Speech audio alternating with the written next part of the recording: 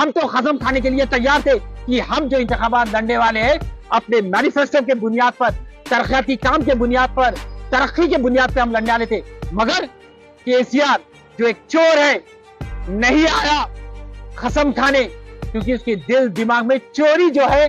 केसीआर साहब ने एक मैनिफेस्टो का ऐलान किया और ये मैनिफेस्टो हूबहू कांग्रेस मैनिफेस्टो की नकल है, क्योंकि केसीआर के पास अकल रहती तो कुछ होता था, अकल नहीं है बोलकर उसने कांग्रेस के मैनिफेस्टो को।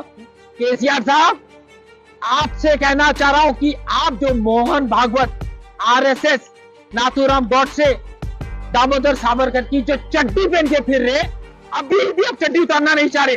पार्टी जमाते मजलिस इत्तेहादुल मुस्लिमीन, उनके सदर बैरिस्टर असदुद्दीन ओवैसी एक प्रेस कॉन्फ्रेंस में कहते हैं कि हमारा कोई मैनिफेस्टो नहीं है, our work is our identity. आपकी आइडेंटिटी क्या है असदुद्दीन साहब, आपको पता है? आपका मैनिफेस्टो क्या है पता है? आपकी आइडेंटिटी, आपका मैनिफेस्टो ये है कि साल तमाम बोगस वोट बनाना, वक्त की जायदादों पे कब्जा करना, कोई भी एक यतीम, गरीब, मुफलिस अगर से आपके जुल्म के खिलाफ बगावत करता है तो उसके ऊपर फर्जी केसेस दर्ज करना। This video is sponsored by Mahalakshmi Jewelers, Manu Multi Speciality Hospital, KBN University, Shine Group of Institutions, Al Hidayah Hajj and Umrah Services, Surat Khazana, and by Maharaja Restaurant beside APFC Kaman Ganj. आज TPCC सदर रेवंत रेड्डी अन्ना के बुलाने पर सारी कांग्रेस जमात अमरवीर स्तूपा के पास आ गई। रेवंत रेड्डी ने एक ओपन चैलेंज किया केसीआर से, केटीआर से, हरीश राव से कि अगर से आप एक शफाफ तरीके से इलेक्शन लड़ना चाह रहे तो अमरवीर स्तूपा के पास आ जाओ और कसम खा के ये कह दो कि आप ये इंतखाबात में शराब नहीं तकसीम करने वाले, पैसे नहीं तकसीम करने वाले, सोना नहीं तकसीम करने, इंतखाबात तेलंगाना के आवाम के हित में लड़ने वाले हैं। पर केसीआर का कोई नामो निशान नहीं था अमरवीर स्तूपा के पास, हरीश राव का नामो निशान नहीं था, केटीआर का नामो निशान नहीं था और पूरी कांग्रेस जमात मौजूद थी अमरवीर स्तूपा के पास रेवंत रेड्डी साहब के सदारत में। पर क्या हुआ? पुलिस का जुल्म हम पर, हमको हिरासत में लिया गया, पुलिस स्टेशनों में भेज दिया गया और गांधी भवन को भेज दिया गया।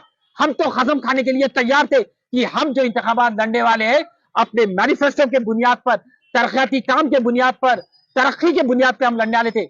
मगर केसीआर जो एक चोर है नहीं आया कसम खाने, क्योंकि उसके दिल दिमाग में चोरी जो है, इसीलिए वो कोई भी बीआरएस का कायदीन आकर अमरवीर स्तूपा पे कसम खाने के लिए तैयार नहीं था, क्योंकि हर वक्त यह देखा गया कि केसीआर की हुकूमत शराब के बुनियाद पे कायम गई, पैसों के बुनियाद पे कायम गई, सोने के बुनियाद पे कायम गई, वो तरक्याती बुनियाद पे कभी आगे बढ़ ही नहीं सकता।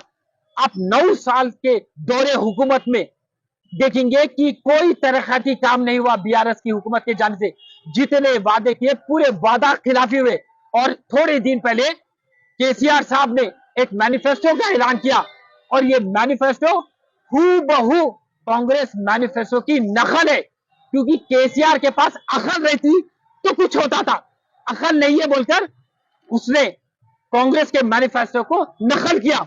क्योंकि केसीआर साहब को अच्छी तरीके से मालूम कि उनकी पूरी जमात करप्शन में मुलविस है, कॉन्ट्रैक्टरों से कमीशन खाने में मुलविस है, लैंड माफिया में मुलविस है, शराब के पूरे धंधों में मुलविस है, करप्शन में मुलविस उनकी बेटी है, करप्शन में मुलविस केसीआर है, केटीआर है। तो वो क्या सोच के मैनिफेस्टो का सही तरीके से ऐलान करेंगे और एतबार आवाम कैसा करेंगी, क्योंकि वादा खिलाफी होते गई। और ये मैनिफेस्टो में हर चीज का जिक्र है, जितने भी वादा खिलाफी करे उससे भी ज्यादा उन लोग वादे कर डाले। अब यही बात हुई कि शोले का गब्बर सिंह चीख चीख के कह रहा है कि गांव वालों को आ जाओ मेरे पास से अनाज ले लो, आ जाओ मेरे पास से पैसे ले लो, आ जाओ मेरे पास से धन ले लो। ऐसा कभी हो सकता है क्या? हमारे केसीआर साहब गब्बर सिंह से कम नहीं है। और मैनिफेस्टो में यह देखा गया कि माइनॉरिटी के फलाह बहबूद के लिए कोई भी चीज शामिल नहीं की गई।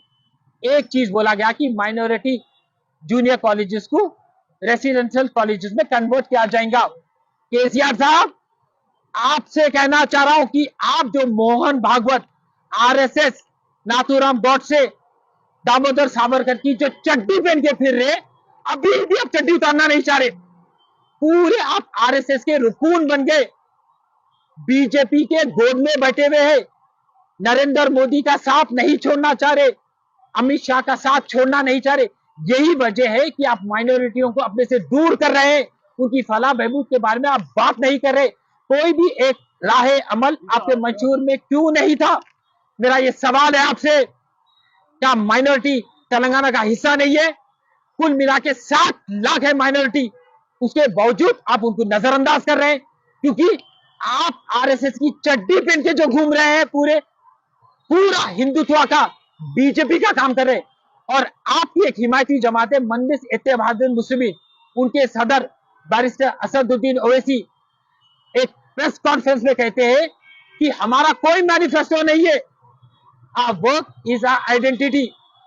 आपकी आइडेंटिटी क्या है असदुद्दीन साहब? आपको पता है आपका मैनिफेस्टो क्या है? पता है आपकी आइडेंटिटी, आपका मैनिफेस्टो ये है कि साल तमाम बोगस वोट बनाना, वक्त की जायदादों पे कब्जा करना, कोई भी एक यतीम, गरीब, मुफलिस अगर से आपके जुल्म के खिलाफ बगावत करता है तो उसके ऊपर फर्जी केसेस दर्ज करना, उसके करंट का बिल काट देना, उसके वाटर का बिल काट देना, ये है आपका मैनिफेस्टो।